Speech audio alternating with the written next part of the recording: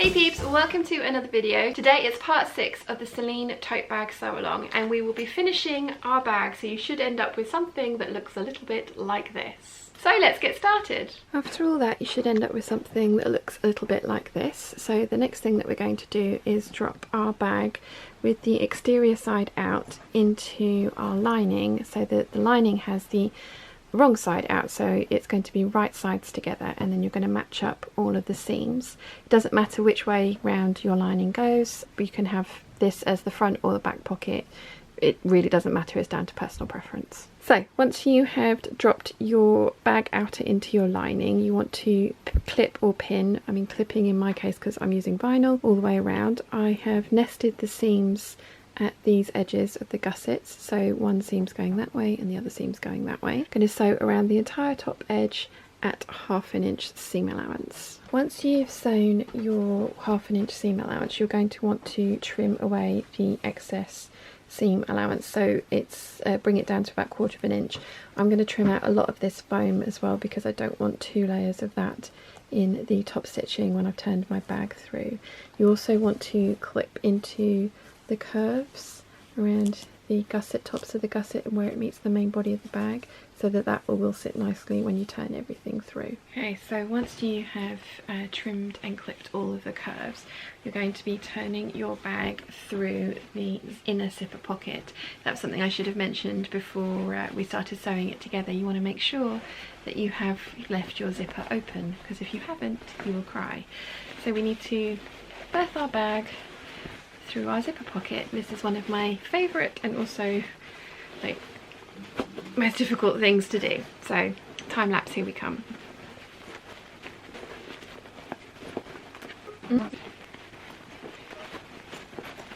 Ta-da! So once you have turned it all through, you want to go around and just make sure that the kind of pointy bits at the top of the bag where the gusset meets the main body of the bag are completely turned through and rounded, and then put your lining inside of your bag, and you should end up with something that is looking very much like a bag now.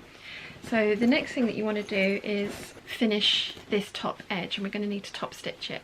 Now if you are not using vinyl, you can use the iron and press this, and you want to roll the seams so that they end up nice and flat, but I am using vinyl, so I am going to use an awful lot of wonder clips to make sure that everything gets put into place, and then I am going to sew top stitching line all around the top edge of the bag to flatten everything out and finish it off nicely. Now you can turn your bag inside out so that the outside of your bag is on the inside for while you're doing that stitching, because that way it's easier to get that underneath the presser foot. If you have a free arm on your machine, you can put the bag over the free arm and do it that way as well without having to turn it out. So there's a couple of options there. I'm going to do it with the free arm on mine because that works quite well for me, but you can, as I say, turn the bag inside out if you need to. Once you've got everything clipped into place, we're going to sew around the top edge and use the same distance and stitch length that you used for all the other top stitching in your bag. And as I said, I'm going to use the free arm on mine so that I don't need to turn it inside out, but if that's not an option for you, or you can't quite get it under there, you can turn the bag inside out so that you're sewing the outside, which is the stitching that you're mostly going to see. So you want that one to be the stitching with the top thread here. When you come to the strap closures, it's kind of a judgment call as to whether you think your machine would deal with them being tucked underneath and you're sewing through all of those layers, or if you want to leave it out like this. I'm going to leave mine out like this because this is fairly thick fabric. This is a lot of layers, and I don't want to end up with any stitching going wrong and having to be unpicked over this point. But if you're using lighter fabrics, then you definitely want to tuck that in so that gets sewn, the strap closure gets sewn down as well. But it's not the end of the world if you can't do that. So you should end up with something that looks like this. Now a few of you are probably saying, hang on a minute, where is the bag or the strap anchors? And this is a trick that I learnt from Erica. If you were following along with the pattern, you will have noticed that they went in quite a while ago when you'd finished sewing the front panels and the back panels to the gussets. But if you are using the larger metal hardware like we are going to, or at least I'm going to, then you don't want to have to worry about hitting it or or it being in the way when you're sewing around these curves. So we're going to install it now. And it's going to end up looking like this. You can install it into any part of the bag you like. I personally like it to be to have the sort of point on the seam here, but you can definitely have it completely centered here if you would like to. And again, depending on the type of hardware you're using. The first one that Mum did of these, she used the long johns, and we had to put those over here because otherwise this would have all gotten in the way. So what we're going to do is we're going to straighten out the prongs and then mark our placement over here, and we still have our lining open at the bottom of our zipper pocket, so we're going to reach through, and that's how you're going to access the inside to then poke holes through here to put the hardware in. So as I said, I've straightened out the prongs and then I placed them so that the point was on the join here, and I've marked where those four holes need to be. So I'm now going to use my seam ripper very carefully to make a small hole, and you want to err on the side of caution and make smaller holes that you can enlarge, because if you make something too big it's very difficult to recover from that. Once I've made the holes, I'm going to just use fray check, make sure that nothing rips any further, and then I will install the hardware and put on the backing plates to hold it in place.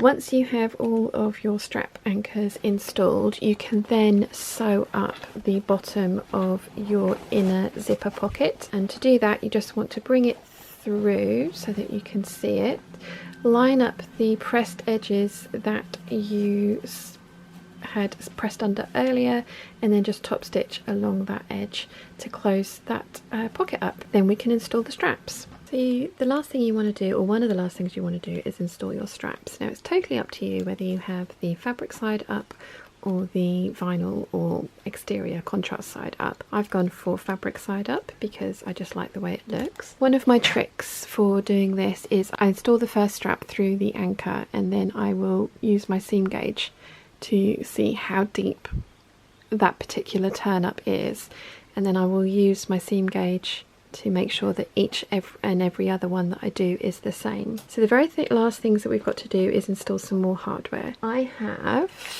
the strap end caps for my bag. I just like how they look. I like that it finishes this off, so I'm going to install those, and then I'm going to put a rivet here on each of the straps, and then I'm also going to put a rivet right here just to finish off the strap closure as well. So to install these strap ends you're going to need some glue, like E6000, and this is my old sharps box, so this is all my old needles and pins and things like that. So you're going to want to get some glue on the end of an old pin and kind of work it into the strap end. So, I mean, not too much because you don't want it leaking out, but enough that it's going to cover it. And then you're going to take your, trying to do this through the viewfinder again and not get glue everywhere. You want to make sure that you've got the right end up, so the shiny end, because the other side is textured. And you're going to slide it over the end of your strap like that.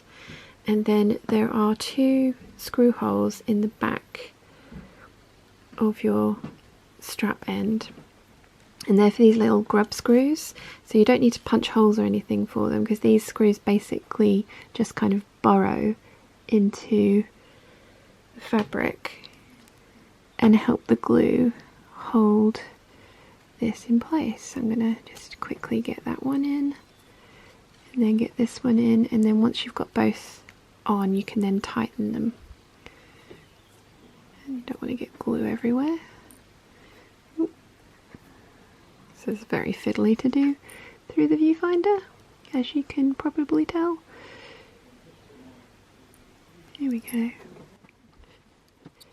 So you want to repeat that for each strap end. As ever, if you have any questions at all, please let me know in the comments section down below and I will do my best to answer them for you. I am so pleased with how this bag has turned out. I really, really like it. This is the third one I've made. The first one, Small Girl Tote Creature now carries. I also have a green leather and savannah twill print, one of these, and then I have this one, which is very different for me, but I really, really like it, and I've had this fabric in my stash for ages to be made up into bags. I'm really, really pleased with this. I hope you have enjoyed sewing along with me, and I would love to see your bags. So if you do make one, please tag me on Instagram and use this hashtag Sian made me do it, because I would love to see what you have made. I really hope you've enjoyed this series. If you have, please give this video a thumbs up. If you haven't yet, please subscribe, and I'll see you again very soon.